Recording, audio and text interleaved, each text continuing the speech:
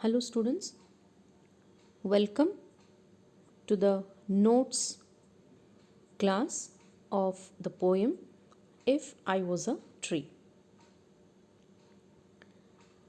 In the last class, we have studied the summary of If I Was a Tree. There are two questions in comprehension 1 and three questions in comprehension 2. And for all the three questions, I am going to explain only one answer. And however, we have the summary also. So I hope there should not be any problem to answer any question from this poem.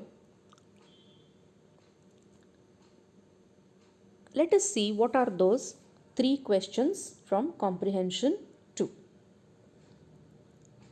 Why does the speaker want to be a tree?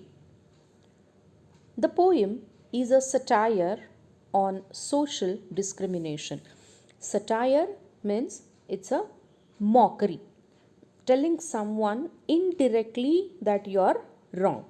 So, this is a satire on social discrimination. The discrimination that is going in the society in the name of caste, creed, and color. It is a satire, means indirectly through this poem, the poet wants to tell the people that whatever discrimination is going on in the society is wrong. So that is called as satire. So this poem is a satire on social discrimination. Discuss. The speaker brings out the concepts of defilement and purification. How is the meaninglessness of the practice brought out? So, we consider one class of people as a higher class people and one class as a untouchables. So, this purification and defilement, the concepts of defilement and purification, how is this brought out in this poem? The speaker wants to be a tree because no one would discriminate it and the birds would not ask it what caste it is and the sunlight would embrace it. So when the birds came to build nest on the tree, the birds will not ask what caste the tree is. Okay, so any tree, bird, it comes and builds its nest. Even the sunlight will not ask the tree what caste it is when sunlight falls on it. Sunlight equally falls on all the trees. And its shadow wouldn't be polluted. So when the tree gives shadow, the shadow is not considered as polluted. When we want shade, when we want shadow, we don't think what caste the tree is. We go and stand in the cool shade of that tree. It could make friendship with cool breeze and raindrops wouldn't go back by thinking that it is an untouchable. Just observe, these are all the elements of nature: bird, sunlight, shadow, raindrops, cool breeze, all these. No? The poet wants to tell here that there is no discrimination in the view of nature. Nature has not made any discrimination among human beings and anybody in the on the earth. So, if he was a tree, he could make very good friendship with cool breeze and raindrops. Even the rain falls equally on all trees. Wouldn't go back by thinking that it is an untouchable. The tree would feel happy with the touch of sacred cow and it would get the opportunity of providing shelter for 300,000 gods residing in the cow. The poet says how we have made, untouchables cannot enter temples, our temples, they cannot touch the water.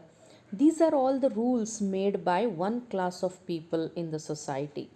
So the poet tells here that if he would become a tree, no need of going to temple. The cow, which is the holy animal for us, it would come and touch the bark of the tree wherever it itched. It would scrape its body against the bark of the tree, against the trunk of the tree, wherever it itched. And naturally, the 3,100,000 gods, what we believe, that are residing in that cow, would naturally, obviously touch that tree and also get an opportunity to be blessed by them. So, when the cow would touch the tree, all those 300,000 gods that are residing in that cow would bless that tree. The tree can become pure if it would be cut into dry pieces and can help a sinless body by becoming a bier on the shoulders of four good men. The tree can become pure. It's a sarcastic remark here. We consider tree as pure and human beings impure and defiled. So, even we use the sticks, wood sticks, for our holy fire, and we consider them as pure. And why do we consider human beings as impure and defiled? This is how he makes the remark sarcastically. So, if he would become tree, at least he would help somebody by carrying a sinless body becoming a bier, chita, what we say, bier, on the shoulders of four good men, the people, four men that are carrying the dead body. On their shoulders, I would mount their shoulders and I would help somebody. Means human beings don't have the freedom to become, to help someone also. This is what he says. The poem presents equality in life elements. The life forces like sunlight and cool breeze are equal in nature because they are all inevitable, and one without the other is meaningless. Just think, if we consider sunlight is defiled, sunlight is impure, or cool breeze is impure, we don't want that. Can we live? No. Why don't we consider them as defiled and untouchable? Because we want them. They are inevitable for us to live. They are the compulsory things to live. We cannot live without air, we cannot live without water. Is it not? So, we don't consider them as defiled and impure. We just consider human beings as impure and defiled. So, the sunlight and cool breeze are equal. In other words, they both balance the nature.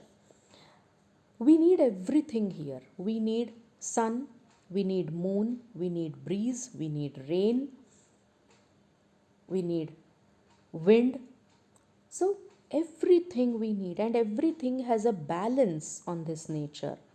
When cool breeze is high, sunlight manages it by its heat.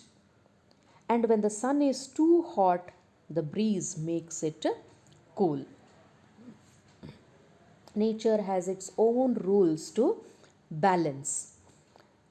If something goes imbalanced, then we have seen what the havoc is caused on earth, because if we go against nature, nature will see that it will destroy everything, and we have seen many such destructions on earth. So nature has its own rules, and it is our duty to obey the rules of nature. So one without the other is unimaginable, and thus gives the message of equality in nature. So the poet says, follow nature, follow the rules of nature, and when nature has not done any discrimination among human beings, why human beings should make any discrimination?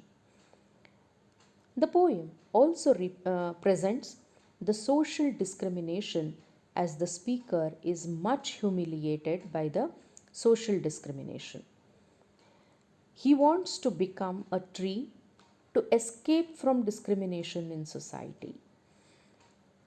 We can feel the humiliation, the ill treatment this poet might have faced when he says that I don't want to be a human being, I want to be a tree. He gives so many reasons to become a tree. So he might have faced so much of discrimination, ill treatment, humiliation from the society, and so he wishes to become a tree instead of human being. He finds safety, purity, generosity, and helping nature in a tree than in human being in this society. So it is better to be a tree than being a human being. This is what the poet feels finally after receiving humiliation and ill treatment from the society. Man is much bothered about which is pure and which is polluted or defiled than helping others. So let us now, as educated people, need to think scientifically, need to think in a human way, what is good and what is bad, what is right and what is wrong, rather, and let us try to eradicate completely this evil practice of discrimination in the society in the name of caste, creed, and color. Thank you.